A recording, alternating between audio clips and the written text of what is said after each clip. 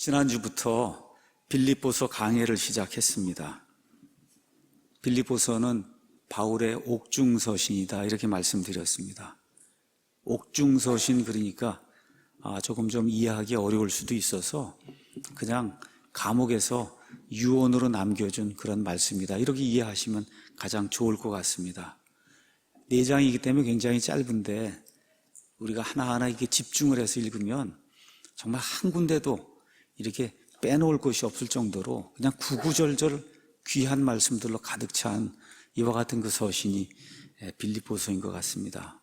오늘은 목사와 성도의 복된 관계라고 하는 그런 제목을 가지고 목사와 성도가 같은 교회를 하면서 어떠한 관계를 가져야 될 것인가, 또 목사는 어떤 자세로 목회를 해야 될 것인가, 또 성도들은 목사하고 그 가정을 위해서 어떠한 그 심정을 가지고 이들을 도와야 될 것인가. 우리 지역교회를 하면서 가장 문제가 되는 게 목사와 성도의 관계거든요. 그래서 여기에 대해서 사도 바울이 유언으로 우리에게 주신 그 말씀, 빌립보서 1장 1절에서 11절 말씀을 그냥 한 절 한 절 여러분과 함께 강의해 나가도록 그렇게 하겠습니다. 먼저 목사의 직무와 그 자격, 그 다음에 자세 이런 거에 대해서 말씀을 드리도록 하겠습니다. 하나님께서 지금부터 한 6천년 전에 이 땅을 만드시고, 그리고 아담과 이브라고 하는 부부를 이제 창조하시고, 그래서 이제 처음으로 가정이라고 하는 기관을 만드셨어요. 그리고 노아의 홍수 이후에 모든 민족들, 말을 혼잡하게 하심으로 모든 민족들 온 세상으로 흩어보내시면서 그래서 국가라고 하는 그런 기관을 만드셨습니다. 그 이후에 아브라함을 통해서 이스라엘이라고 하는 신정국가라고 하는 그와 같은 기관을 또 만들어 주셨어요. 신약시대 십자가 사건 이후에 예수님께서 십자가에 달려 돌아가시기 바로 전에 새 상속 언약, 신약이라고 하는 것을 이렇게 이제 허락을 해주시며, 그래서 신약시대에 처음으로 예수님의 내 교회라고 하는 그런 기관을 허락해 주셨습니다. 이런 기관, 우리가 기관 영어로 institution 아니면 institute라고 하는 거는 개인이 아니라 집단을 이야기하는 거예요. 한 명이 아니라 한 명 이상으로 구성이 된 이와 같은 집단을 우리가 기관이라고 이야기합니다. 그래서 이런 집단, 이런 기관이 이렇게 형성이 되면 그러면 영어로 이야기하면 반드시 그 안에 리더가 있고 그 리더를 따라가는 팔로워가 있어요. 저는 뭐 트위터나 이런 건 하지 않는데 이렇게 뭐 트위터 이거 한번 뭐 이렇게 하면은 밑에 팔로워가 따라간다 이제 그렇게 이야기하는 거 있죠. 그러니까 리더가 앞에서 이렇게 끌고 나가는 사람이 있으면 그 뒤를 따라 나가는 그런 사람들이 있게 돼 있어요. 모두가 다 리더고 모두가 다 팔로워가 되고 이런 기관은 없습니다. 이 세상에 하나도 없어요. 그러니까 이 세상에 어떤 집단이 형성이 되면 그 집단을 이렇게 이끌고 나가는, 앞으로 이끌고 나가는 리더가 있고 그 리더의 뒤를 따라 나가는 팔로워, 따라 나가는 자들이 있어요. 따라 나간 자들. 성경은 특별히 교회라고 하는 이 예수님의 이 내교회라고 하는 이 기관 안에 이렇게 앞으로 이끌고 나가는 사람을 목사, 영어로 패스터라고 이제 이야기를 하고 따라가는 그런 분들을 양이라고 이야기합니다. 그래서 목자와 양의 관계로 교회라고 하는 예수님이 신약시대 이제 세워주신 이 예수님의 기관, 이 기관에 속해 있는 그 사람들의 그 관계를 그렇게 이제 표현하고 있습니다.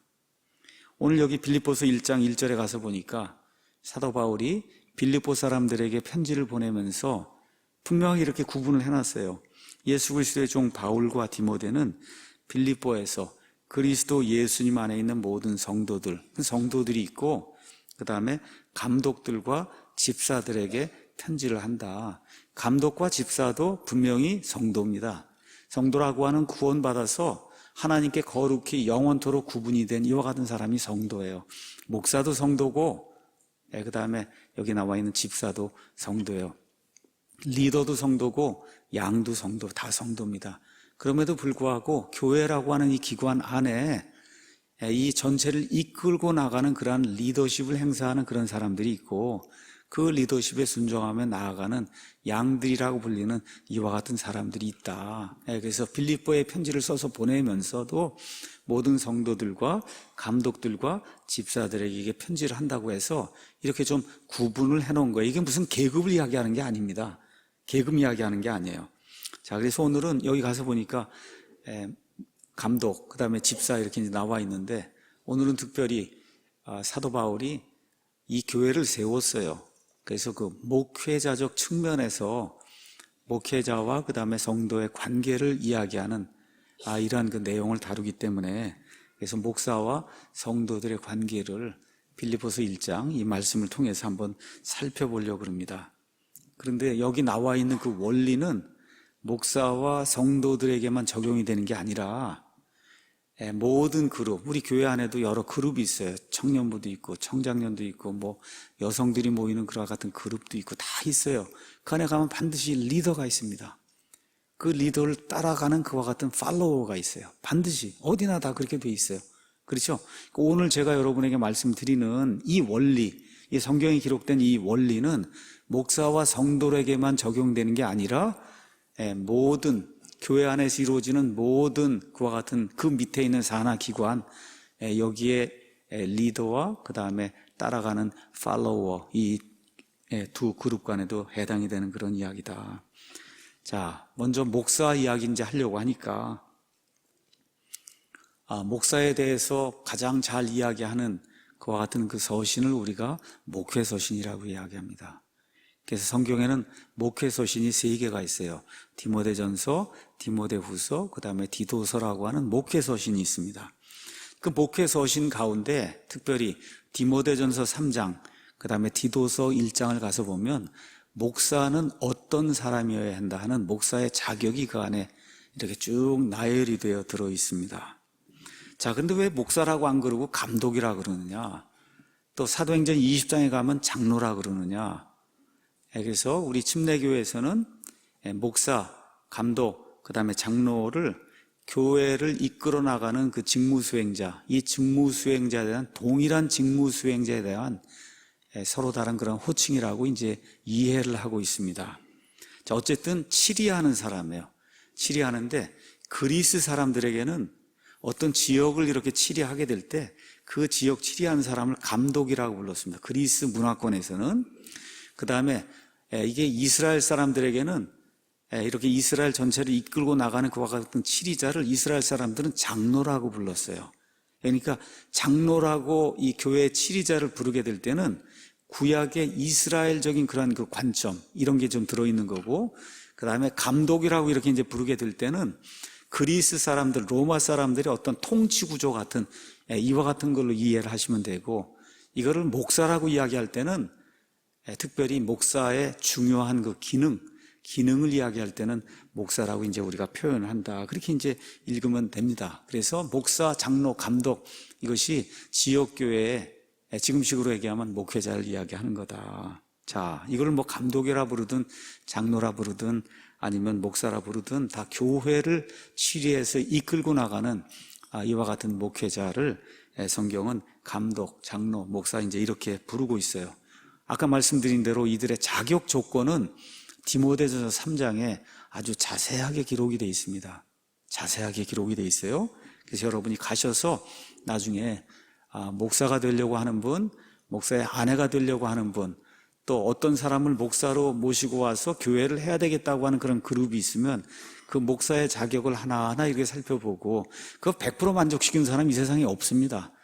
그 가운데 가장 중요한 거, 이런 것들이 제대로 지켜지고 있는가, 이걸 보고 나머지는 보완하는 그런 방향으로 해서 이제 목사를 이제 우리가 선정하기도 하고 또 이렇게 모셔와서 교회를 치리하게 이제 그렇게 만들기도 합니다.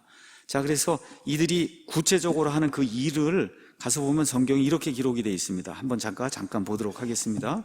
사도행전 20장에 가서 보니까 사도 바울이 에베소 교회 장로들을 불렀어요. 지금식으로 얘기하면 목사들을 부른 거예요. 그러면서 이 사람들에게 마지막으로 이것도 사도 바울의 유언과 같은 말씀입니다.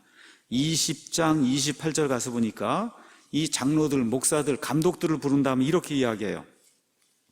그러므로 너희 자신과 온 양떼에게 주의를 기울이라. 그러니까 목사가 되면 먼저 우리 자기 자신과 온 양떼에게 주의를 기울여야 된다.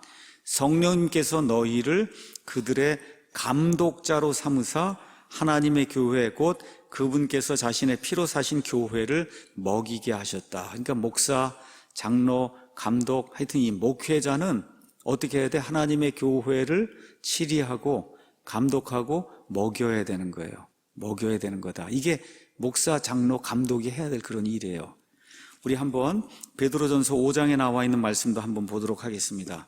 베드로전서 5장에 가서 보니까 5장 1절에 베드로가 이렇게 이야기합니다. 너희 가운데 있는 장로들에게 권면하노니 나 역시 장로여 너희의 고난의 증인이요 또한 앞으로 나타날 영광에 참여할 자니라.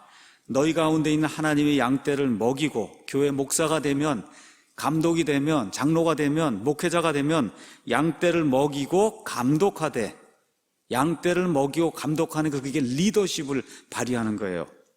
억지로 하지 말고 자진해서 하며 더러운 이익을 위해 하지 말고 오직 준비된 마음으로 하며 하나님의 상속 백성 위에 주인처럼 군림하지 말고 오직 양떼에게 본이 되라. 이렇게 이제 기록이 되어 있습니다. 그래서 교회 목사가 되면 치리하고 감독하고 그 다음에 먹이는 일 하는 거, 이것이 목사가 해야 될 그런 일이라고 성경이 이야기하고 있습니다.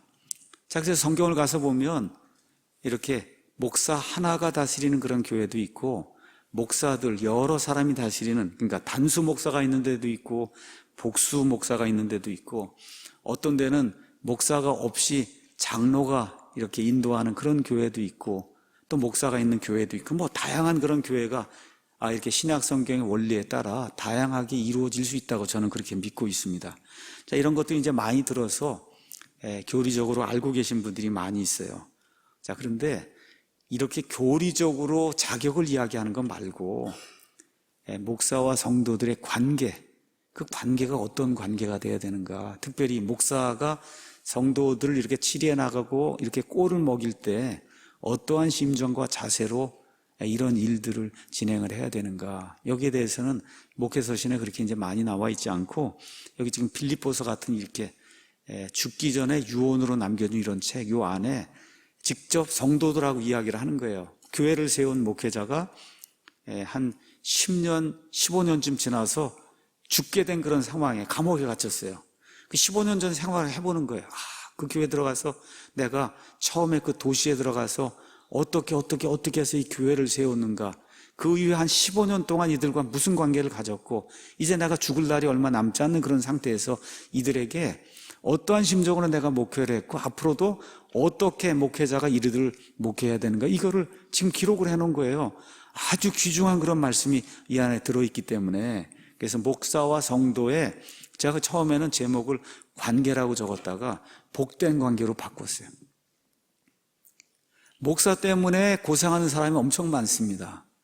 교회는 목사만 평안하면 아무 문제가 없다, 그러한 이야기가 있는데 맞는 것 같아요. 맞는 것 같아요. 그래서 이왕이면 관계를 맺되 복된 관계를 맺는 게 좋지 않겠어요? 그렇죠, 여러분? 그래서 목사와 성도의 복된 관계가 뭔가, 이거를 빌립보서 1장 1절에서 11절을 통해서 여러분과 함께 이제 나누려고 합니다. 자, 지금 바울이 감옥에 갇혀 있어요. 한 30년 동안에 주님 섬기는 그런 모든 일 마치고 결국 붙잡혀서 지금 로마 감옥에 갇혀서 네로에게 신문을 받는, 그래서 언제 죽을지 모르는 이런 상황에 놓여 있습니다. 이 소식을 듣고 제가 어저께 가서 지도를 봤어요. 빌립보에서 로마까지 지도를 봤더니 그냥 직선거리로 딱 1200km예요. 근데 직선으로 못 가니까 가다가 바다도 있고 이렇게 이걸 다 넘어가고 그러면 근한 2000km 뭐 이렇게 이거를 가야만 이 빌립보에서 어디로 가는 로마에 갈 수 있는 거예요. 빌립보 교회 성도들이 감옥에 갇혀 있는 자기의 옛날의 그 목회자를 기억을 하고 돈을 모아서 에바브로디도라고 한 사람을 통해서 그래서 그 돈을 가져다 준 거예요. 그 가져다 주니까 바울이 그걸 받고 에바브로디도 편에 이 편지를 쓴 거예요. 이 편지 안에 내가 빌립보에 들어가서 처음부터 끝까지 행했던 그런 일들, 그 이후에도 2번인가 빌립보를 더 방문했는데 그때 이 목회자의 심정을 가지고 이들과 함께 교제했던 그런 모든 일들, 이런 것들을 기억을 하면서 자기의 심정을 이 편지에 이렇게 하나하나 이렇게 기록을 한 겁니다. 저도 빌립보서 아마 제 평생에 100번은 넘게 읽었을 겁니다. 그런데 설교를 준비하려고 읽으니까 이게 다른 책이 되더라고요. 설교를 준비하려고 읽으니까 이게 다른 책이 돼요. 왜 그러냐 하면 내가 지금 감옥에 갇혀 있는 바울처럼 되는 거예요. 내가 감옥에 갇혀 있는 바울처럼 돼서 그 바울이 빌립보 사람들이 이렇게 생각을 하고 하면서 지금 이 글을 쓸 때 이 바울의 마음속에 무엇이 있었을까? 이게 지금 내게 예상을 하고 그 마음을 가지고 지금 여러분에게 그냥 그 마음을 설명을 해드리는 거예요. 뭐 설교라고 생각하지 마시고 그냥 그 마음을 설명을 해드리는 거다. 이렇게 해서 성경을 읽고 또 주석도 찾아보고 이렇게 이제 하니까 이 빌립보서가 완전히 딴 책으로 오는 거예요. 그러니까 이제 오늘부터 시작해서 하여튼 빌립보서 여기 듣는 동안에는 딴 책으로 여러분들 한번 들어보세요. 여태까지 읽었던 그런 책으로 그냥 쭉 해서 성경 읽으라니까 빌립보서 읽어야 된다. 4장 읽어야 된다. 하루에 다 읽고 15분 동안에 다 읽고 이렇게 하는 거 물론 많이 해야 돼요. 그럼에도 불구하고 이제부터는 다른 책으로 한번 목회자가 감옥에 갇혀서 죽기 전에 이 성도들에게 이런 그 글을 썼을 때 그 마음이 어땠을까? 그렇죠? 그 다음에 나는 과연 이런 편지를 받았을 때 그 목회자를 어떻게 생각하고 그걸 어떻게 답을 하고 거기에 보답하는 그런 삶을 살아야 될 것인가? 더구나 이렇게 목회자와 성도로 하나로 한 교회를 이렇게 묶어준 게 하나님의 은혜잖아요, 여러분. 세상에 많은 사람이 있는데 여기 사랑침례교회 정동수 목사라는 사람과 여기 앉아있는 600~700명의 사람이 어찌됐든 특별관계에 지금 있는 거잖아요. 그렇죠, 여러분? 이게 얼마나 좋은 것인가 하는 것을 한번 생각을 해보는 그런 시간을 좀 가지면 좋을 것 같습니다. 자, 가서 보니까 3절에 내가 너희를 기억할 때마다 나의 하나님께 감사를 드리고 너희 모두를 위하여 기도할 때마다 항상 기뻐하며 간구함은 첫날부터 지금까지 너희가 복음 안에서 교제하였기 때문이다. 이렇게 이제 기록이 돼 있어요. 이 안에 가서 보면 사도 바울의 말 그대로 심정이 들어가 있습니다. 3절에 가서 보니까 그 성도들을 생각하며 그들을 기억하고 감사했다. 말씀드린 대로 AD 63년경에 기록한 거예요. 근데 빌립보에 AD 한 50년경에 들어갔으니까 한 13년 전쯤에 일어난 거예요. 그 빌립보에서 교회를 세웠던 일이. 우리 식으로 얘기하면 지금부터 한 10년 반쯤 전에 저 부천 송내 거기에 조그만 데 거기에 사랑침례교회를 시작을 한 거예요. 그래서 지금 한 10년, 11년 이렇게 지나가면서 지금 몇 번 교회를 옮겨갖고 지금 서창동 캠퍼스에 지금 와 있는 거예요. 이런 시점에서 사람들이 이제 많이 늘어났습니다. 우리 교회를 이야기하면. 그래서 예전에 성도들이 50명, 100명 이렇게 될 때는 거의 성도들 이름, 아이들 이름까지 다 제가 이렇게 외우고 그랬는데 지금은 갑자기 이제 사람들이 막 늘어나고 이러니까 성도님들 얼굴, 이름, 어디에서 오시는지 이게 잘 매칭이 잘 안 됩니다. 노력은 하고 있는데 잘 안 돼요. 그 여러분도 좀 이해를 해 주시고요. 자, 그래서 성도들 때문에 하나님께 감사했어요. 감사한 이유가 첫 번째는 일단 이들이 구원받았기 때문에 성도라 부르심을 받았어요. 여러분, 그리스도 안에 있다는 거하고 그리스도 밖에 있다는 것은 이제 죽어보면 압니다. 죽어보면 알아요. 그냥 하늘과 그냥 땅 차이예요, 여러분. 우리가 넘쳐난 걸 하늘과 땅 차이라고 얘기하잖아요. 그리스도 안에 있는 거와 그리스도 밖에 있는 거는 그냥 천국과 지옥 차이가 되는 거예요. 그리스도 안에 있는 사람을 성도라고 부른 거예요. 그렇죠? 그래서 바울이 일단 너희가 성도, 하나님께로 구분된 사람이 됐다는 이거에 대해서 먼저 감사를 드리고, 그 다음에 빌립보 교회 시작을 할 때 몇 명 안 됐어요. 근데 지금 숫자적으로 증가를 해서 심지어 빌립보에서 로마까지 사람을 보내서 돈을 보내줄 수 있는 그런 정도까지 늘어난 거예요. 이들이 성장하게 됐어요. 하나님을 아는 것에서, 그 지식에서 성장하게 됐어요. 또 들어보니까 이들의 아이들까지도 예수님 안에서 믿음 생활한다는 이런 소식이 들려오게 된 거예요. 이게 감사하다고 지금 사도 바울이 표현하고 있는 겁니다. 그래서 저도 오늘 이 자리를 빌어서 지난 10년 동안 함께 해주신 우리 사랑침례교회 모든 성도 여러분에게 감사를 드리고 또 하나님께 감사를 드립니다. 뭐 이게 목회라고 이야기할 수 없죠. 패스터링이라고 하면 양들의 모든 아픔과 이런 모든 것들을 다 들어주고 닦아주고 씻어주고 붕대를 싸매주고 이게 패스터링인데, 지금 뭐 여러 형편상 패스터링은 목회는 지금 못하고 있어요. 어느 면에서 그냥 겨우 설교만 하는 거예요 지금. 설교. 이거 뭐 예배당 건물이나 짓고 뭐 이렇게 해서 예배 드릴 수 있도록 이런 것만 지금 하고 있지, 엄밀한 의미의 목회라고 하는 걸 하지 못하고 있는데, 최소한 그냥 하고 있는데, 그럼에도 불구하고 제 아내와 저를 믿고 이렇게 도와주셔서 이렇게 예배당까지 지을 수 있도록 협조해 주신 여러분에게 감사를 드립니다. 또 특별히 신실하게 헌금해 주셔서 목사가 재정 걱정하지 않고 여러 가지 일들을 마음껏 할 수 있도록 여러분께서 정말 도와주셔서 정말 감사를 드립니다. 우리가 이제 이 예배당을 짓고 이 재정적 부담이 워낙 많으면 목사가 죽잖아요. 예배당 짓고 많은 목사가 죽어요. 예배당 짓고. 근데 제가 보니까 그럴 것 같지는 않아요.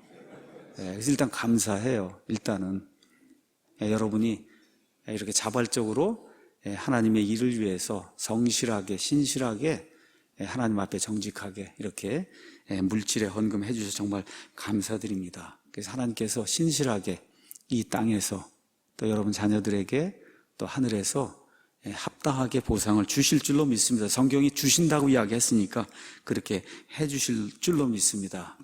요 근래 거의 뭐 일주일에 며칠씩 나와서 이 서창 캠퍼스에서 이 교회를 이제 마무리 지으려고 일을 합니다. 여러 성도님들하고 같이 일을 합니다. 특별히 제 방이 하나 또 따로 있어서, 그래서 오늘 아침에도 제가 한 9시 한 40분 아마 이렇게 이제 와서 설교를 거기 가서 다시 한번 다 정리 다 하고, 그러고 오니까 너무 좋은 거예요.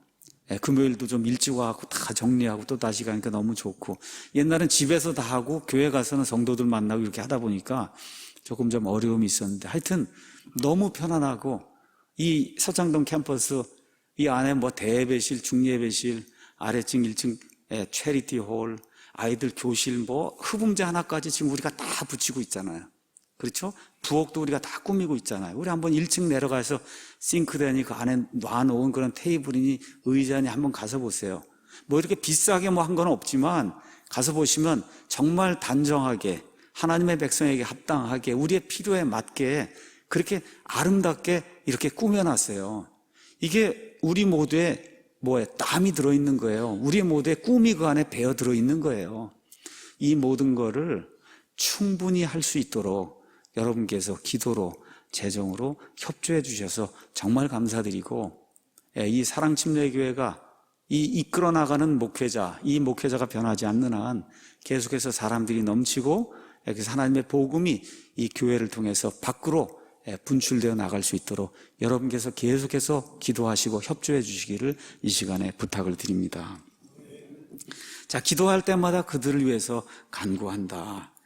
목사의 당연한 직무예요. 특별히 목회를 이제 하면서 뭐 일일이 모든 사람을 위해 기도한다는 것은 거짓말이고, 제가 이제 가장 이렇게 신경을 쓰는 거, 고통 중에 있는 분들, 영적으로 또 물질적으로 또 가정의 어떤 그 불화 이런 이야기가 있다 그러면 특별히 고통 가운데 있는 그런 사람들을 위해서 기도하고, 그리고 이 한 달에 한 번은 또 우리가 기도 모임을 집중적으로 해서 좀 기도를 하자 이렇게 이제 해서 또 기도 모임을 하고 있습니다. 자, 신실하게 또 주님을 섬기는 그런 가정들은 자꾸 생각이 나는 거예요. 저하고 같이, 제 아내와 같이 일주일에 몇 번씩 만나는 그런 사람들은 어쩔 수가 없는 거예요. 사람이기 때문에. 그렇죠? 더 그들을 위해서 기도를 하는 그런 일들을 한다. 자, 이들을 기억하고, 그렇죠? 감사하고, 또 이들의 필요를 위해서 기도하고, 그 하는 이유가 5절에 기록이 되어 있습니다. 왜 내가 그런 일들을 하냐? 감옥에 갇혀서까지 그런단 말이에요. 첫날부터 지금까지 너희가 복음 안에서 교제했다. 여러분, 뭐 때문에 그래요? 복음 때문에 그렇다는 거예요. 이 교회는 그냥 단순히 먹고 마시고 이렇게 세상적인 즐거움을 나누기 위해서 모이는 데가 아니에요. 복음 때문에 모이는 거예요. 이 복음이 뭐냐? 로마서 1장 16절에 내가 그리스도의 복음을 부끄러워하지 아니하노니 이는 그 복음이 믿는 모든 자를 구원에 이르게 하는 하나님의 권능, 하나님의 다이너마이트라고 얘기했어요. 이 복음이 뭡니까? 성경 기록에 따라 우리 예수님께서 저와 여러분의 죄들로 인해 십자가에 죽으시고 묻히시고 성경 기록대로 사흘 만에 다시 살아나셔서 저와 여러분의 구원자가 되셔서 누구든지 예수 그리스도를 믿기만 하면 구원받게 해주신다고 하는 이 약속이 복음 아닙니까? 왜 사도 바울이 이들을 기억하고 사랑하고 기도하고 애를 쓰며 간구했냐? 이들이 복음 안에서 교제했기 때문이라는 거예요. 교제했다는 얘기는 아주 간단한 거예요. 복음 안에서 나의 동역자, 파트너가 됐다는 거예요. 여러분, 이 사랑 침례교회에서 저와 함께 동일한 말씀을 가지고 동일한 복음을 가지고 동일한 목표를 가지고 동일한 철학을 가지고 같이 일을 하게 될 때 저와 여러분이 복음 안에서 교제하는 거예요. 저와 여러분이 복음 안에서 파트너가 된 거예요. 여러분, 파트너란 말 좋잖아요. 사업 파트너다, 그렇죠? 부부 같으면 내 인생의 파트너다. 그게 파트너예요. 그러니까 사도 바울이 왜 이들을 생각하고 그렇게 기도하고 간구했냐? 복음 안에서 파트너가 됐다는 거예요. 복음 안에서 이 좋은 성경, 하나님이 보존해 주신 이 성경, 그렇죠? 이 성경을 통해서 사람이 구원받을 수 있다는 이 말씀을 마음껏 전달할 수 있는 복음의 파트너가 저와 여러분이 된 겁니다. 믿습니까, 여러분? 이것 때문에 목회자가 기도하고 간구하고, 그렇죠, 늘 기억을 하고 이 사람들을 위해서 염려한다고 지금 사도 바울이 이야기하고 있는 거예요. 복음의 파트너. 근데 그것도 언제부터냐 하면 첫날부터 그랬다는 거예요. 빌립보에 발을 들여놓은 첫날부터 그랬다는 거예요. 얼마나 멋있는 말인지 알 수가 없어요. 빌립보에 발을 들여놓고, 그리고 곧바로 누구를 만났어요? 자주장사 루디아를 만났어요. 그리고 또 누구를 만났어요? 빌립보 감옥의 간수를 만났어요. 여러분, 그 빌립보 감옥의 간수를 만나서 당했던 그 치욕과 고난을 생각하면 치가 떨리는 일이에요. 근데 그게 어떻게 됐어요? 복음을 전하는 기회가 돼서 그 빌립보에 교회가 생성이 됐단 말이에요. 바울이 지금 그 얘기를 하는 거예요. 내가 지금 로마 감옥에 갇혀 있는데 내가 한 13년 전에 거기 빌립보에 처음 갔다가 그 점치는 그 소녀, 그 마귀 들린 그 소녀 때문에 고생하고 했던 그런 모든 일들을 생각해보면 가만 보니까 너희가 나의 복음의 파트너가 됐구나. 그래서 내가 너희 아이들까지 생각하며 그래서 너희를 위해서 기도하고 간구한다. 이게 목회자의 심정이라고 성경이 우리에게 이야기해주고 있어요. 그러면서 바울이 뭐라고 얘기하냐 하면 너희 안에서 선한 일을 시작하신 분께서 예수 그리스도의 날까지 그 일을 이루실 것, 바로 이것을 나는 확신을 한다. 자, 씨는 누가 뿌렸냐? 바울이 뿌렸어요. 근데 그 일은 누가 했냐? 예수님이 했다고 이야기하는 거예요.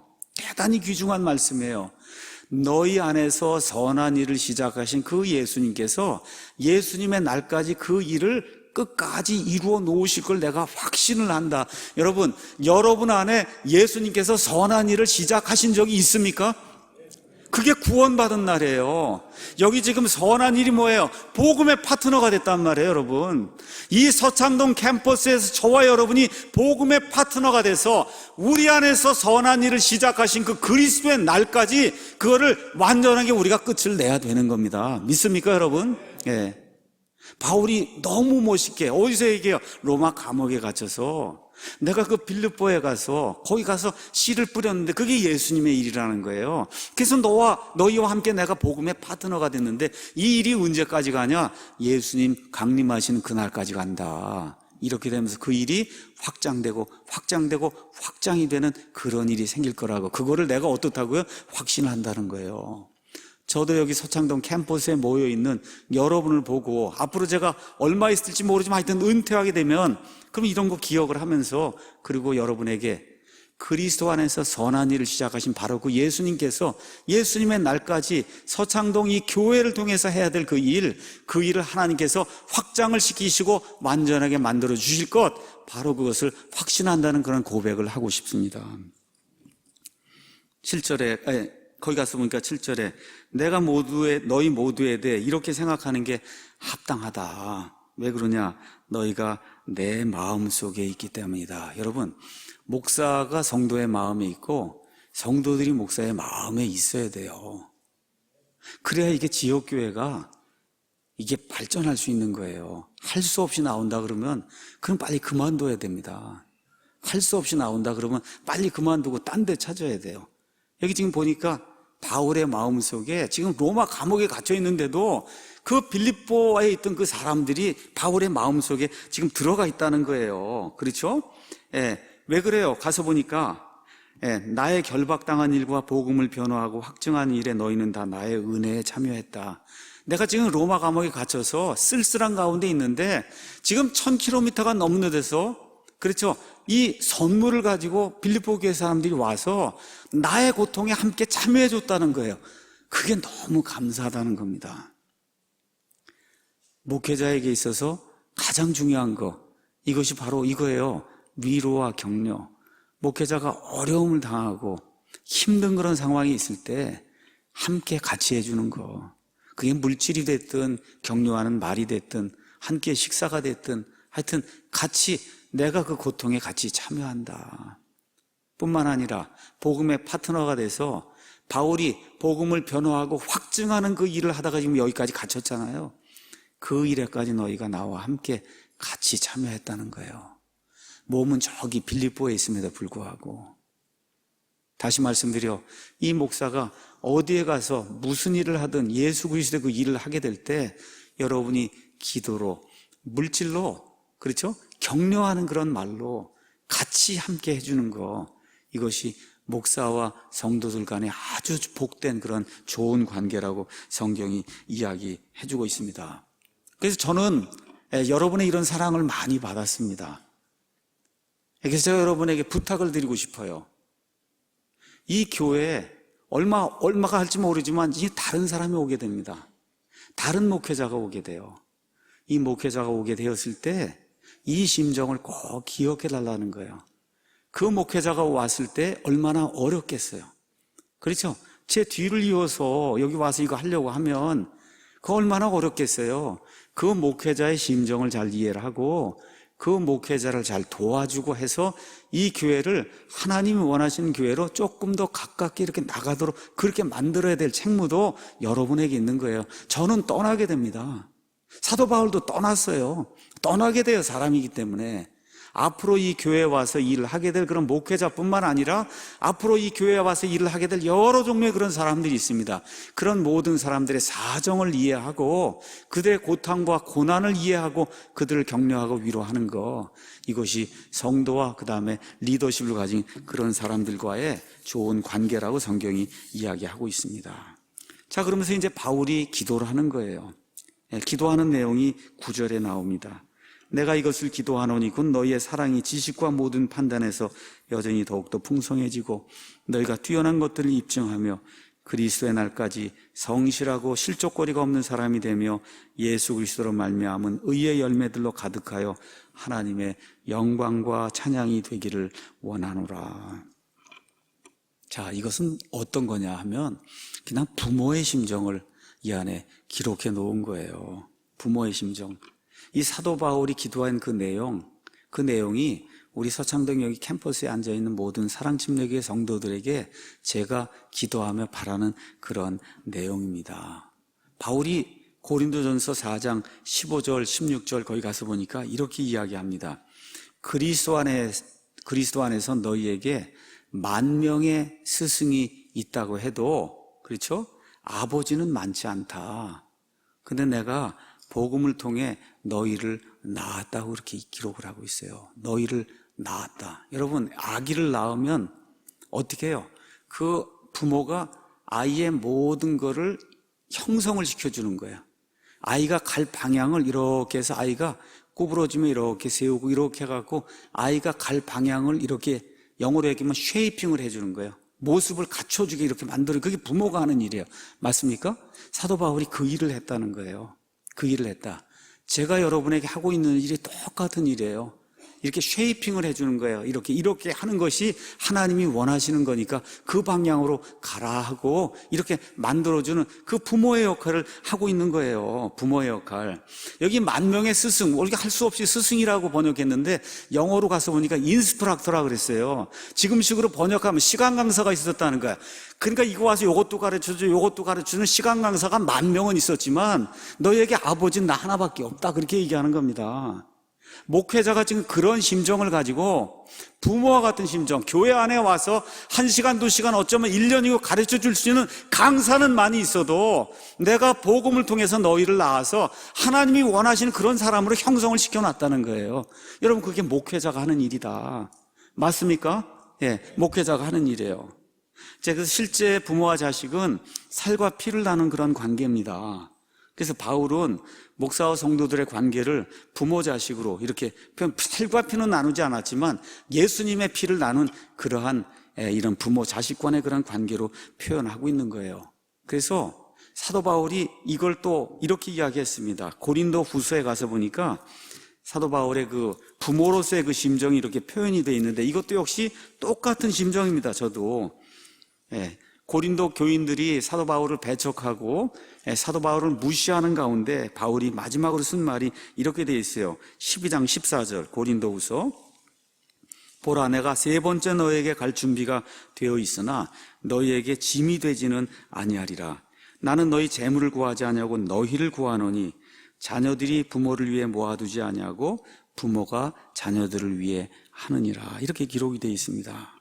부모의 심정이 뭐예요? 자식들에게 짐이 되지 않으려고 하는 거잖아요. 맞습니까?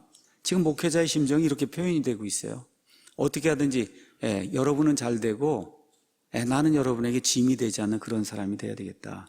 지금까지 저도 이와 같은 그 심정을 가지고 이렇게 목사직을 수행해 왔습니다. 그런데 부모가 그렇게 하려고 하는데 그건 너무 당연하지. 자식들이 그러면 되겠어요, 여러분?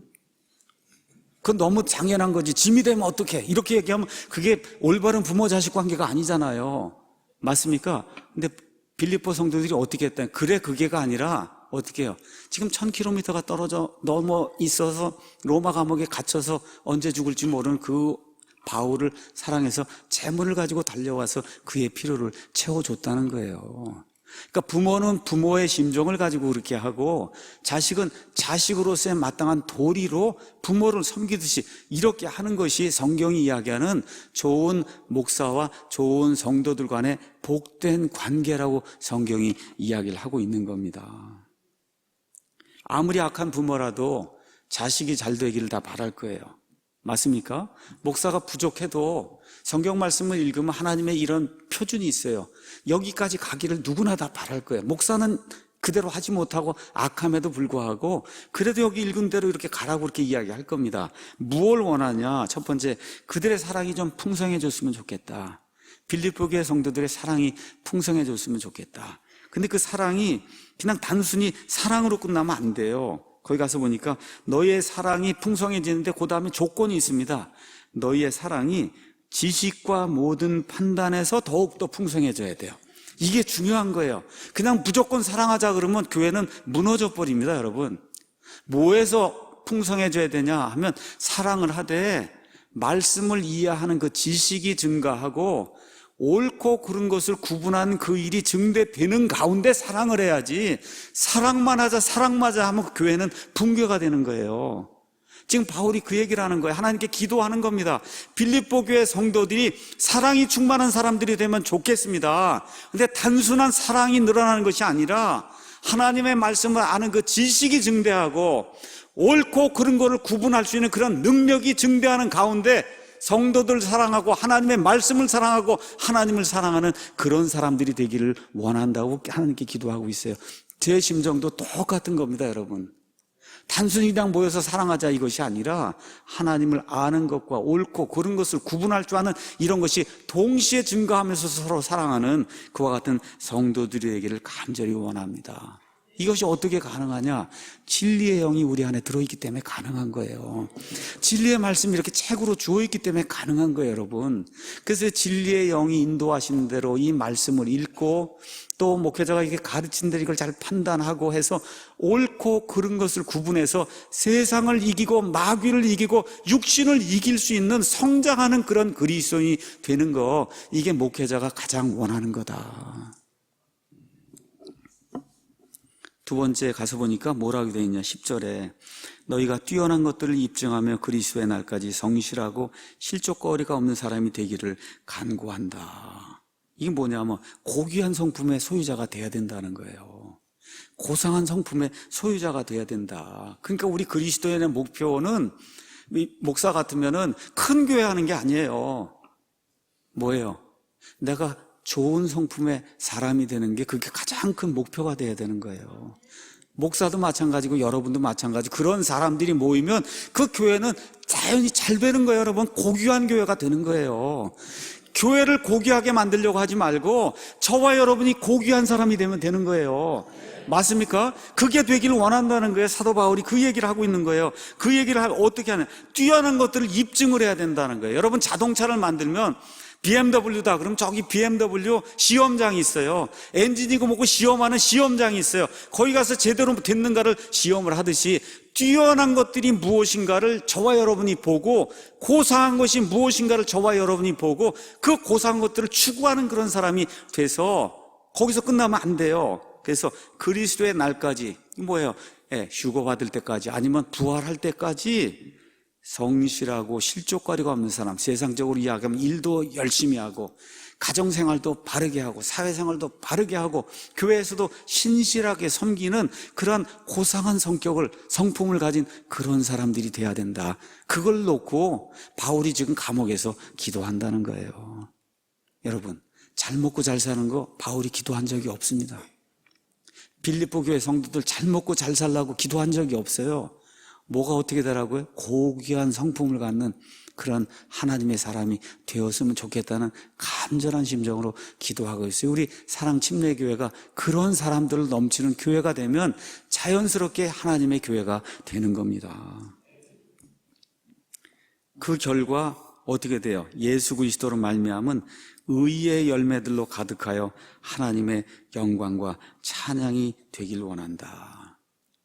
여러분, life라고 하는 말은 두 가지 뜻이 있어요. 하나는 생명이에요. 또 하나는 생명 때문에 생기는 삶이 life예요. 하나님의 생명이 이렇게 들어오면 그럼 어떻게 해요? 하나님의 삶이 나오는 거예요. 내가 영존하는 생명을 준다 해서 하나님의 생명이 이 안에 들어오면 그럼 그 생명에 걸맞은 삶이 나오는 거예요. 그게 뭐예요? 의로운 삶이 나와야 된다는 거예요. 의로운 삶. 의롭다는 얘기가 뭐야? 올바르다는 거예요. 모든 게 올바르다는 거예요. 이게 올바른 이거를 잘못 이해하시고 열매를 많이 맺어야 된다니까 일주일 내내 교회 와서 살래는가 보다 이렇게 생각하면 안 됩니다. 그 얘기하는 게 아니에요. 가장 중요한 열매는 뭐냐? 성령의 열매예요. 사랑과 기쁨과 화평과, 그렇죠? 여기 나오는 갈라디아서 5장 22절, 23절에 나오는 그 열매가 풍성해져야 돼요. 그게 풍성한 가운데 일을 해야지, 일만 풍성하고 그리스도의 이 안에 들어있는 이 내적인 이와 같은 그 열매가 나오지 않으면 말짱 도루묵입니다, 여러분. 제가 여러분에게 말씀드리게 말짱 도루묵이에요. 수많은 그 일이. 목사도 그것 때문에 고민하고 고심해야 되는 거예요. 교회가 커졌다. 그게 갈수록 목사가 성품이 고약해지고 완악해지고, 그렇죠. 이렇게 돼. 그럼 어떻게 돼? 망하는 거예요. 좋은 게 하나도 없는 겁니다. 어떻게 돼요? 교회가 점점 커진과 더불어 동시에 어떻게 돼? 더 고상하고, 그렇죠. 더 부드럽고 더 온유하고 더 좋은 사람이 돼야 되는 거 아닙니까? 지금 바울이 그런 사람이 되라고 지금 기도를 하고 있는 거예요. 그렇게 되니까 어떤 일이 생기냐? 어떤 분이 그렇게 이야기했더라고요.